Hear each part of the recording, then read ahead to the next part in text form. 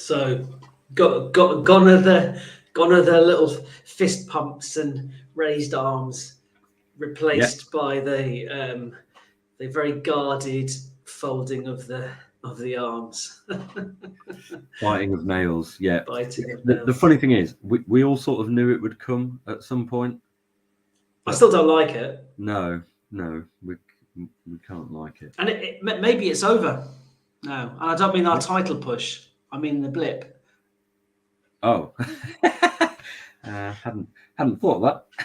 It could be. It could be over. We could look back and think, what a hard-earned point that was against Brentford. So look, there's two conversations to have, really. Right. There's one about the game itself. Yeah. And then there's the expletive heavy discussion to have about Lee Mason in particular and VAR. It's not. I don't know if you. Anyway, let's start with the football. Okay.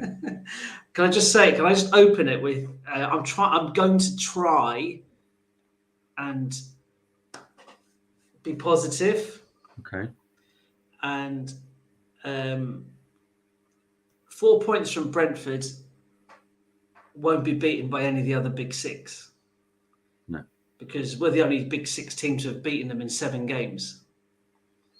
They've beaten Liverpool 3-1. They've beaten City away 2-1. They've drawn 0-0 with Chelsea. They've drawn 2-2 with Spurs. They've beaten United 4-0. I'm not sure, but I thought we did last week, the last games of the season. I'm not sure if Brentford's last game of the season is, yes, home to Man City. Wow. Yeah. It better not be over by then. Oh, I hope it is over and that. Well, we're victorious. Yes, no, of course. That would be lovely. Yeah, my positivity didn't last long. So look, no changes to the starting 11. Are you on a negative point now or a positive point? Well, no changes. I queried it at the time. I understood it, but I thought that in fairness, I thought that Trossard and Tomiyasu could have come in for Ben White and Martinelli. And to be fair, at the final whistle, I would still be of the same opinion. Mm. I think we lacked a bit of cut and thrust down the right-hand side. So defensively, Ben White was okay, although Ivan Toney absolutely bossed our entire defensive line there. Saliba and Ben White were given a torrid time by Toney. And it's only when you see him in the flesh you realise just how powerful he is. He is ridiculously big, yes. So that's what I thought. That's before the team was announced. I was looking out for that. I just thought a bit more energy from. I think Martinelli just has had an awful lot of minutes. I just think he needs a couple of weeks out of the starting 11. I still think he's our first. If we're naming our best 11, he's still out in our best 11. So giving him a rest for a couple of weeks isn't. But the issue now is, are you going to rest him against Man City? I mean, Trossard scored a goal, came close with another effort, which was more than Martinelli did in his 65, whatever it was, minutes on the pitch. So you could argue that Trossard's earned a place in the starting 11 against Man City. But anyway, so what about you? Did you understand why Arteta stuck with the 11? Everything can be looked through 2 prisms, essentially, or 1 prism going in 2 directions. Positively speaking, you're absolutely right. Brentford, it shouldn't be underestimated just how good they are, because they've beaten everyone else, but they just play so well. Because against Everton, it was very much they sat deep, and that was pretty much it. Whereas Brentford, they would press when they could, but then they would retreat. They sat deep as well because they had one play, and that was the long ball to Toney. They did, but they did that. Respect. I mean, I'm sure I made a comment in the first sort of quarter of the game where I sort of said I couldn't believe how high up the pitch they were. because they were trying to put us under pressure. And like you say, then we would be forced to go long, where they absolutely backed their centre backs and midfield to win any aerial duels. But like I said, the whole thing can just be looked at in two ways. Either Brentford are a tough side, we just look a bit leggy. We actually did well to get a point. We did control most of the game, albeit we absolutely lacked in the middle of the park. We controlled it. Proper penetration, which is a shame. Because I thought defensively we were a bit suspect, and in the attacking final third we lacked that incision as well. Because Brentford are a difficult team to deal with, going forward, because they've got playmakers behind the nuisance of Tony. He's so athletic, so strong, so good in the air, and then the speed of Mbeumo just doesn't let. Okay, so should we have played the same starting 11? Well, no, I'm not sure we should. I'd like to see a bit of variety, but it's one of those things, isn't it? It's sort of a blessing and a curse, because I suppose the warning sign was there for Everton. See, now I'd think it more likely that he is going to make a change for the Man City game, because you put in a bad performance against Everton and you lose, and you go, okay, fine, let's just hope that was a one-off. Let's send those players out there again in the next game to try and put things right. They go out against Brentford. We were better without being brilliant.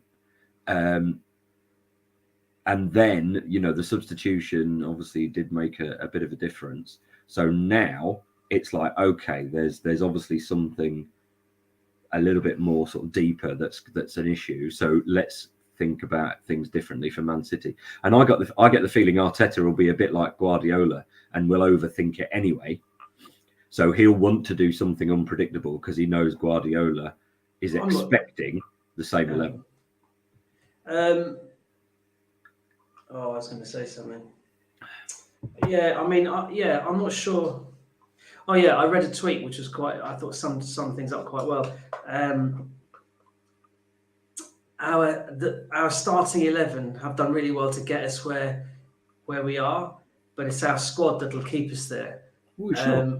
And Arteta needs to have a little bit more faith and trust in them, because there isn't a big drop off from Martinelli to Trossard. They're very different players. Martinelli has his pace, but he didn't use his pace. He didn't go past. I don't know. But Dan, first off, it's hard to tell down the other end. But he didn't take on his fullback. I mean, Saka didn't do it really. The one time Saka did do it, we scored. He put the ball across and we scored from it. One of the few times he did. But Saka was only facing one. He was doubled up on so much. Yeah. Which really required either him to check inside or to have White overlapping, and White didn't necessarily. No, and that's why. A bit, but no, and that's why I wonder if Tommy Asu might have done a bit more of that. I know he's not an overlapping fullback, but I wonder would he just have had more energy than White on the day? But look, White played okay. I mean, considering he wasn't great against Everton. No, and I don't think. I mean, after 20 minutes, I don't think we'd been playing particularly badly. No. But then Partey had that shot, which just kind of reeked of frustration, that went high and wide. And I even said that. I said Brentford would love that. And then that was it. Brentford had 3 gilt-edged chances in the next 10 minutes where I don't know the name of the guy who actually missed the cross completely. I credit Ramsdale with making himself a bit of a nuisance, but any contact on that, and it was, unless it hit the keeper, it was a goal. It was, and I don't know what he did with it. But then the Tony one, which he should have buried all day long when he hit the woodwork. And then from a corner, they had a free header in the 6-yard box. And, you think... they could have been 3-0 up. So, and our best chance was the Martinelli volley, which was a lovely move, well worked. But the XG must have been really low on it, because chance, isn't it? That wasn't easy. And then Zinchenko right foot slasher. I mean, but that was it. You're talking about half time. us thinking we're lucky to be 0-0, which is very similar to the Everton game from the previous week.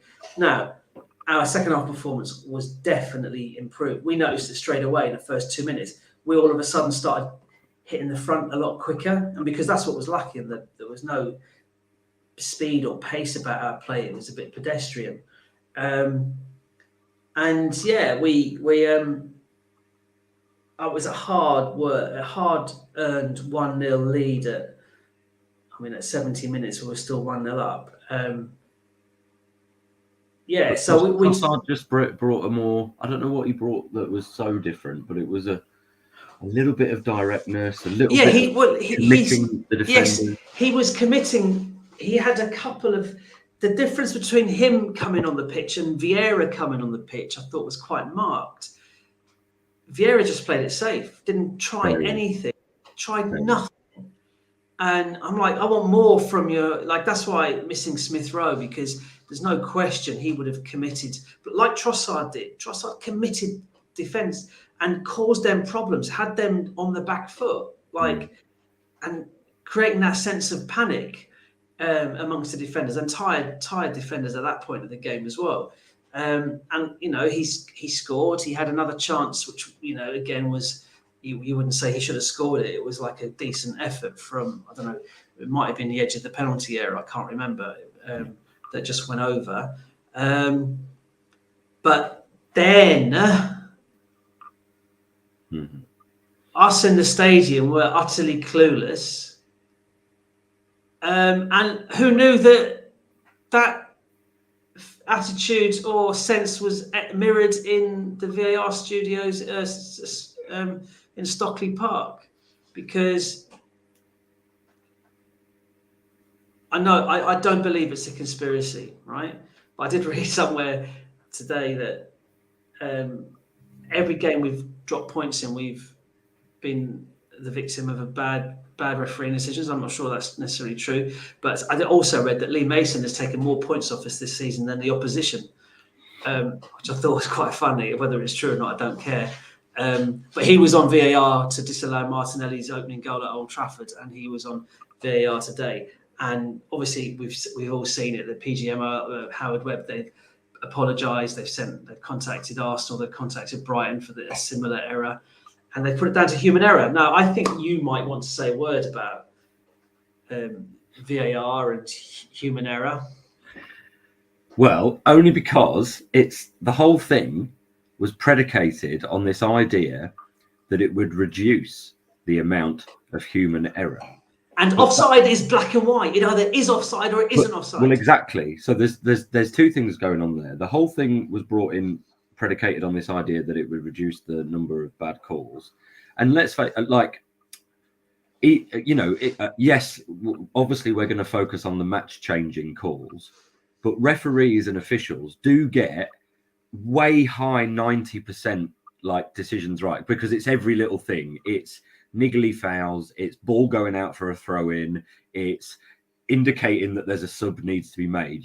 They make well over 90% of the right decision. So we were talking about trying to gain something that was really marginal for situations that require human error. Now, it's also people are equating, I know a lot of people have sort of said, oh, VAR is the problem, but VAR is video assisted referee. It's the person. It refers to the person. It's really, all it is a referee that's allowed to look at things again on a monitor. Yeah, VAR doesn't refer to the technology. No. The technology is completely... That whole thing is just a bit of a nonsense, really, because all it leads to at the end of the day is poor officiating.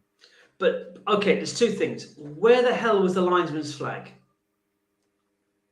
Well, there wasn't one, because I assume he didn't think it was offside. Right, okay, but it was quite a clear offside, and it wasn't, the ball wasn't fizzed across, and he had he should have known, he should have seen it. But I wonder, because of VAR, he played safe and thought, well, I'm not going to put my flag up. And this was always going to be my worry about when VAR comes in, because essentially you've relieved the linesperson of their duty. Yeah. You don't have to make that call. So you can play it safe, and you can just go, well, they can have a look at that on the video. Now, there should be, the whole thing about Lee Mason, again, someone already has said this online that I've seen, has said that it's all well and good calling for Lee Mason to be sacked and this, that, and the other, but the problem is that's treating the symptom.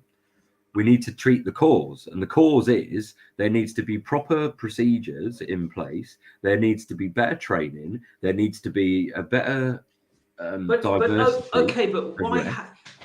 Yes, no, absolutely. I mean, Lee Mason of the Greater Manchester area, and we're being refereed on Wednesday by Anthony Taylor from the Greater Manchester area. What is it? Greater Manchester is 4% of the population, but 40% of Premier League. No, I will say just on the Anthony Taylor one, he did referee the Arsenal United game from memory, and he did actually referee it really well. However,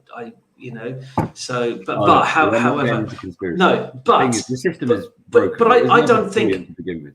Don't you think that Lee Mason has had training, and there would have been other people in that trailer or in that studio with him? And that's fine. Not to actually look. He didn't even look for the offside. He just looked for the block. It's on. No amount of training is going to. And I know it's on him, but there also needs to be that follow-up procedure.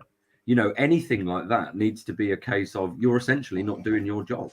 But you're not doing something that is your duty. But that's after the fact, and that should happen now. I know Howard Webber's called all the officials to a emergency meeting on Tuesday at Stockley Park. But the Lee Mason thing, that's pure incompetence. I mean, I know. I wonder, and I don't think, and he's had 2 years on VAR, and he's had all the training. He possibly couldn't have had any more training. He simply should not be doing the job because he's inept. But he's showcased that more than once. He disallowed a Newcastle goal this season that the PGMO had to apologise for as well. He shouldn't be doing the job. Somebody else in that studio who's competent would have called that offside because they would have looked for the offside. He just looked at the block to see if it was a free kick or not, and he said, no, fine, that's more subjective. Yeah. Offside is not subjective, it's objective. It's either offside or it isn't. He didn't even put the line down. That's two things on that then. It's not just Lee Mason, so there is some things going on that's systemic because obviously in the Palace and Brighton game, Brighton scored a perfectly good goal, but it was ruled out because whoever was in charge at that moment, they drew the offside lines on the wrong player. Yeah, which is I don't know if I don't know. I feel like ours is worse because it affects the team I support, but that feels really bad because the lines are there, but they're just looking at the wrong one. Whereas with ours, and then there's the second thing, in the World Cup, they had this semi-automated offside system in place, which would have absolutely flagged ours up straight away. And I also don't know what's going on because the referees are just there and there will be a technician next to them, driving the desk like they do with the TV pictures and things like that. Okay. Well, the person who's driving the desk, they'll know. They'll have an instinct for it now because they will be someone who's doing it all the time. So you would assume that you would like to think that they would be able to go, just look at that Norgard there. He's kind of offside. But none of this is happening. And the only thing I can or you don't know that Lee Mason said just to right. Well, this is it. There's this is a weird thing, and I only know this because I listened to a program on it. And basically, years ago, and I think it was Korean Airlines, but it might have been Japanese Airlines, right? But basically, right, because you know how in other countries there's like a real strict hierarchy, and like in India there's like the caste system and all that. System, yeah. Well, in Korean Airlines, they at some point, maybe it was Thai. Anyway, either way, somewhere in Southeast Asia, they had the worst record for air crashes. And, from major ones to minor ones, they just had an appalling record. And what they did was they got some of the better airlines in the world. And, it might have been a company in America or Australia or I don't know, somewhere. Basically, it was someone with more of a Western outlook who came and did kind of an audit of what was going on. And what they uncovered was that quite often the pilot was in such a position of seniority that his co-pilots or his third pilot, his support Yeah. worker or whatever, were too afraid to say anything, even if they knew something was wrong and it was going to lead to imminent disaster. They were too afraid to say because the hierarchy was so entrenched. And I worry that this is what's going on with the referees. There's completely unjustified. And there's such a closed shop. Yeah, but it's not through, basically the pilots in the story got into a situation where, because they thought they were, the king of the plane, they could do what they want. So they wouldn't pay attention. They were, there were extreme cases of people like drinking on the job and just basically taking the mick. But with the referees, they've got 2 or 3 people there who will be in a referee capacity, because someone's always watching the VAR ref, because they're obviously at different monitors at different points. But then you've got the tech guys as well. And like you say, the tech guy might say, do you want to look at that? And they say no, but he can't insist because he's not given the power or authority to do that. So that's what I'd like to know. Yeah, that's what I'd like to know. It's just a weird system. And do you know what? If it just went, I wouldn't miss it. No, yes. I mean, yes. That's the thing. That's the thing. The thing is now, anything that's new that's come into football, like the goal line technology, you took that away, we'd miss it. It would be worse without it. Yeah. And that's when you're onto something good. But maybe that slightly more automated offside that the system that they used in the World Cup might be useful. I don't recall any controversial offside. No, I don't know. But the other thing about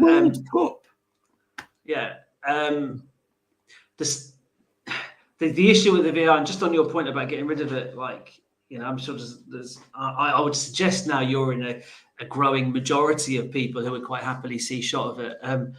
It's not going anywhere. No, it's not.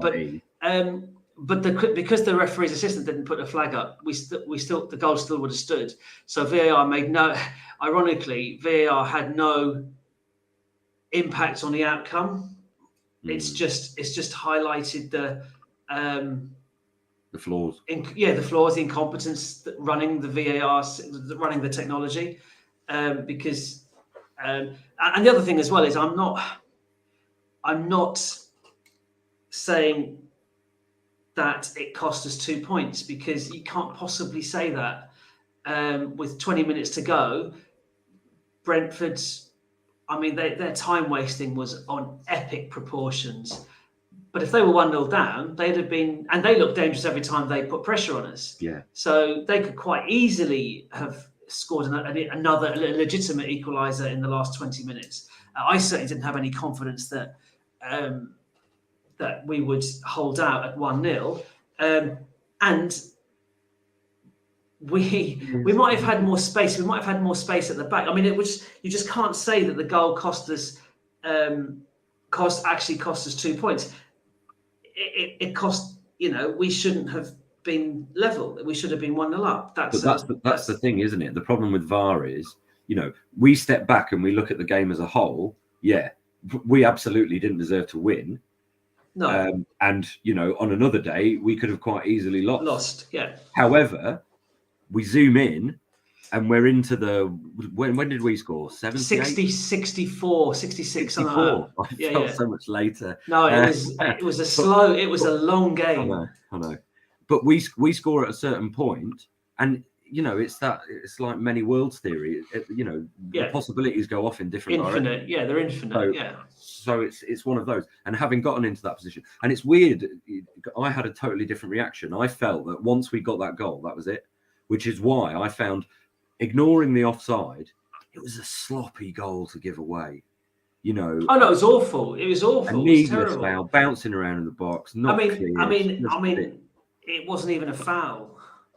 Yeah, well, it was the one. Remember the one you screamed at for us in the second half on the edge of their area, and you said that's a foul, and I said, but it's 6 of one, half a dozen of the other. It was exactly the same as that. It was like he had his arms around it like that, but he had his arms around him from behind as well. It was what I'm hearing there is I was right. It was a foul. Stefan, you are always right. That is absolutely not true. Someone bought me a mug from one of the teachers I used to work with, and the mug written on the mug said, "I could agree with you, but then we'd both be wrong." which I think I thought, I felt seen. I felt seen. Yeah. But, yeah. So look, it was a pretty grim weekend, apart from obviously the wonderful spectacle of Spurs losing 4-1 at Leicester. Oh, can I? Okay, no, go on. Yeah, go on. No, you go. Spurs. Well, okay, Spurs. so hold that. No, I'm coming away from Spurs again for a minute. So I just wanted to say that the last 3 games we've had. So was it United at home, Everton away, and Brentford at home. Brentford at home. Yeah. Certainly Everton away and Brentford at home, but United as well. I guess they played in a particular way against us to sit back, to sit deep. And to hit us on the break, or with Brentford the long ball to Tony. And we have to learn to deal with that. Now, we dealt with it with Manchester United in the Man United game, obviously. We didn't deal with it at the Everton game, but maybe there were mitigating circumstances there as well. We didn't deal with it efficiently against Brentford. However, Brentford's defence is so good. That's the second goal they've conceded this year. That's crazy. They're on a good run. And that's why, playing teams at certain times is so. Yes, it's not. Yes, important. It's like, I mean, the cream rises to the top, but like we'll be playing a Nottingham Forest team at the City Ground, who will be a lot stronger than the Nottingham Forest team that we met at the. But anyway, but the next 3 games, the next 3 opponents, are not going to play against us that way. What, City, Villa? Who's after Villa? We're away to Leicester on the 25th of February. Yeah. Although so they're not. No, absolutely. And I hope they win their next game because it's at Old Trafford. So no, but they're not going to present us with the same problems that these teams have presented us with. So that might be interesting. Now the Man City games, obviously. Haaland went off at half time, and I've actually cancelled Sky because we're looking to save money where we can, and I figured actually I can get away with not watching other teams, and Arsenal are only likely to be on there a handful of times. Yeah.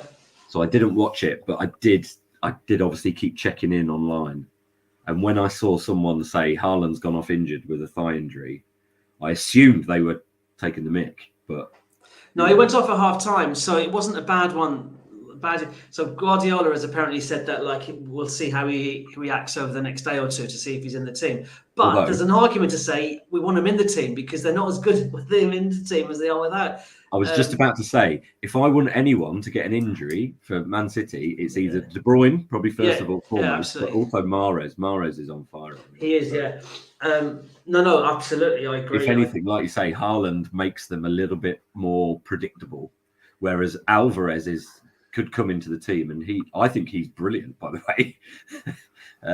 And so, if you look at the FA Cup game, we kept Haaland very quiet. He did nothing in the game at all. A few people have been trying to peddle this idea that he's a bit of a flat track bully, which, to be honest, with his physique and his athleticism and his age, you totally understand that. He could mature in 2 or 3 years' time and do it against anyone, but at the moment he can just do it against anyone who gives him half a sniff. And from what I read online, Villa were very obliging today. Well, Callum Chambers, bless him, started his first game since August. Yeah. So, I just hope that's a Villa that turns up next Saturday as well. I don't know. I mean, but like, you love a narrative, so you've got Martinez in goal and Emery on the touchline. And also, Emery's tactics tend to be sit back and try and hit on the break. I mean, I haven't been watching Villa enough under him. Well, he started with both Watkins and who's the other striker? It's not Ings. No, Ings has left, hasn't he? He started with 2 strikers. Wendia? I think he started, but I think there's another striker as well. I think it was quite an offensive lineup. I know Coutinho came on and played quite well. I think their new manager bounces over because they've lost a couple of games now on the bounce. All right, City away is not, that's no shame in losing there. Yeah, so City can go above us if they beat us on Wednesday. I feel sick thinking about it. We still have a game in hand, and United are in the picture now again. Yeah, they're just relentless. Five points behind, but we have 2 games in hand. Rashford and Fernandes are just reborn since Ronaldo's gone, aren't they? Yeah, well, that was Always the problem. yeah. No, I didn't want Ronaldo to go. Nope. Oh well. Yeah, right. So I said we'd try and do 30 minutes again. We're I on can't remember 30. what I was going to say. Oh, About Spurs, Leicester. Spurs. Yeah, go on. The thing about Spurs is, as much as a lot of people are saying, we're not really worried about Spurs. My view, start of the season, top 4, finish above Spurs. So actually, what are we? 12 points clear of them with 2 games in hand on them. With 2 games in hand. Brighton are closer. That's the bit that's making me sweat more. Look, I want to get one over City, obviously, on Wednesday. And talk of the title is just enough, to make this a memorable season for us, with such a young team and such a likable. It wasn't the best atmosphere. We commented on this before the game. It was quite quiet in the concourse before the game. It felt like, it was hard to tell. It's either a hangover from a disappointing result against Everton, or it was back to, a lesser team, and I mean that in the nicest possible way to Brentford, but a lesser team coming and people being a little bit kind of not blasé, but you know what I mean, less engaged or less enthused by it. I hope that's not the case, but no, I mean, I'll give my perspective. I think it's just nerves. I was a bit quieter because I was too nervous. Yeah, I think it's just nerves. I struggled, like first half in particular. I was struggling to get vocal, and it was because my stomach was in a knot. So I was like, so how are you going to be on Wednesday then? Because we're actually going to the game together, because I stupidly sold my ticket when it was originally on a Thursday. To be fair, this is the only game where we're not favourites. So yeah, we actually, probably won't be it's close. I think it's City. It's pretty even, but City, I think, are just slightly more. Okay. I'm not sure. Certainly after the results this weekend, I think City the odds will just nudge towards them, I think. Yeah, they're slightly more favourites. Yeah. Right.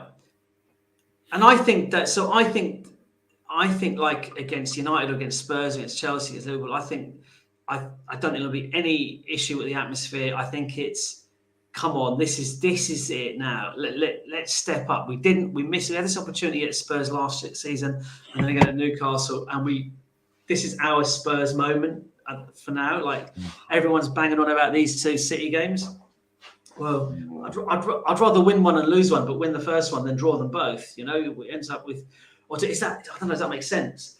Because we'd have 3 points instead of 2, but then City would have 3 points instead of 2. So I don't know how that works, but my maths not so great. I can't work out. It would be better. You're going to be a mess by Wednesday. Yeah, I'm glad it's half term. Don't have to do anything. I'm going to go and dig. I've been so busy. So yeah, and I think the atmosphere will be on fire on Wednesday. I really hope it is. I don't think there'll be any hesitation at all. 7:30 kickoff they're doing the 2-for-1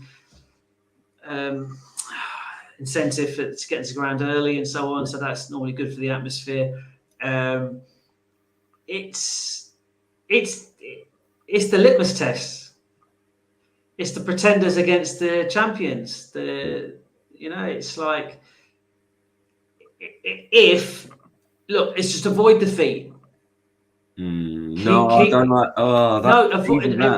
That's if we walk. If you offered me a draw now, I'd take it, because it just keeps the gap. As a fan, yes, absolutely. But I'd be so intrigued to see behind the scenes at the club. Oh no, they'll be absolutely. They're playing. What I'm hoping for is The problem is as well, it's all been coloured by the cup game we had against them. I wish this was the first time we were facing them, because the last time we faced them was the big injustice on New Year's Day last season. I don't even think about the cup game. I do think of last That's season's. what I mean. The I think cup of last game was a season's weird one Emirates because game. we made changes, and now there's so much narrative.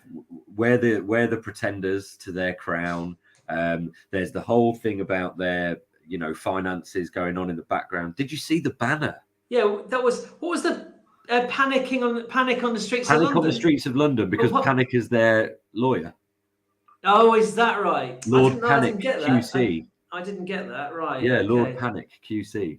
Because I thought yeah, I thought they just misspelled panic. No.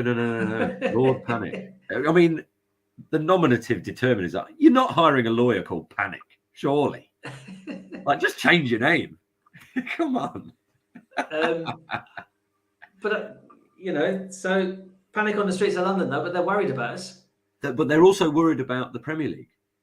But then, is it the siege mentality thing? I don't know, because I think it will be siege mentality from the fans' perspective, but maybe not the players, because the players are going to be thinking, well, hang on a minute. Am I secure here? Am I going to be playing for a championship club next season or worse? Also, attracting players. Yeah. And whatever, they're going to have to tighten the purse strings. They can't carry on. No. Fudging the books like allegedly they have been. So, I don't know. I think Arsenal will be fired up for this. I think this is. I hope so. I think this is. I think we'll be up and at them straight, which is probably why I would still start with Martinelli. I just think he's got. If he's on his game, there's nobody can live. No, he hasn't. He hasn't. And he's had 2 substitutes. He's been hooked twice now. And if I was him, I'd be knocking on the manager's door tomorrow morning saying, please, I beg you, start me against City. You will not. If I haven't done it by half time, I'll take myself off. What is it about players who, when they've signed a contract? Yeah, I know, yeah. Like, we should just not do them in the middle of the season. Just say, sod it. Let's just do it in the. In fairness, his output had diminished since Jesus' injury as well. No, I know. And do you know what? Jesus and Smith Rowe would just be such a nice option at the minute. Smith Rowe's driving runs. Jesus' touch and control on the ball. Just his energy. And his unpredictability as well. It's just something else. There's not been a player, because Saka's producing wonderful numbers still. Assists, another assist. He's just doing brilliant things. But Jesus, when he would dribble past 2 or 3 people and just make you like, it's what we haven't. It's what we haven't got. We haven't. He panics the defense. Yeah. And we haven't got. That's what Martinelli does as well. But Martinelli just hasn't done it. No. But having said that, Martinelli, I don't know who played for City today, to be fair. I didn't watch it. Was Rico Lewis playing today? I don't know. I know Gundogan scored. Mahrez had a penalty. Featured. Yeah. Well, we'll see. We're still top of the league. With games in hand as well. But with games in hand. So it just feels weird. The whole thing. But European competition starts up again next week, and there is going to be so many more, because the Premier League is a lot stronger. If you look, the team that Brighton can put out, the team that Fulham can put out, the team that Brentford can put out, they can travel to any of the big 6 and get a result. Like the top 4 or 5 are losing games here, there, and everywhere. Newcastle just are the draw masters. Spurs 11 at the weekend. Man United, they've hit a bit of form, but they drew with Leeds. We've drawn and lost in the last couple of games. City lost to Spurs. There's no one clearly banging form. Any away game is going to be tricky, a potential banana skin. Yeah. home games, like even the teams at the bottom, Everton, new manager, kicking on, you would hope. Southampton are going to have a new manager. That'll be Well, interesting. Southampton were the ones I was going to say. They're the only ones who are consistently really poor, but they've got rid of Nathan Jones, and who knows. Bournemouth as well. Not. Bournemouth, no great shakes, but a draw against Newcastle, that's something. I don't know. Leeds will have a new manager. Leeds away is always a tough venue, a tough ground anyway. Yeah. West Ham, because they've got quality players, and we've got to go to West Ham as well. But form, yeah. Wolves have that. Anyway, right. So 40 minutes. On we go. Still top of the league. We'd have absolutely accepted this position at the start of the season. Biggest game at the Emirates in years. Under Arteta, definitely. Yeah, I'd say so. Maybe the FA Cup final. Yeah, wasn't at the Emirates. Yeah, sure. Champions League semi-final at the Emirates, last big one against Man United.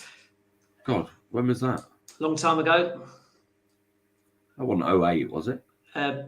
Possibly. What's his face? Did we get beat in the cup by United that year? Don't know. They beat us. They were. I think we drew at their grounds in the first leg, and then they were. I think they scored in the first 5 minutes. Ronaldo or someone. Probably. But anyway, right. Okay. So we shall return. I'll see you on Wednesday. Victorious on Wednesday. He says with zero confidence. Right. Okay. Let's see. Right, we'll end the broadcast. This is such a ending on a whimper. A bit like it feels apt. It feels apt. All right. Anyway, cheerio. Take care. See you Wednesday. Bye.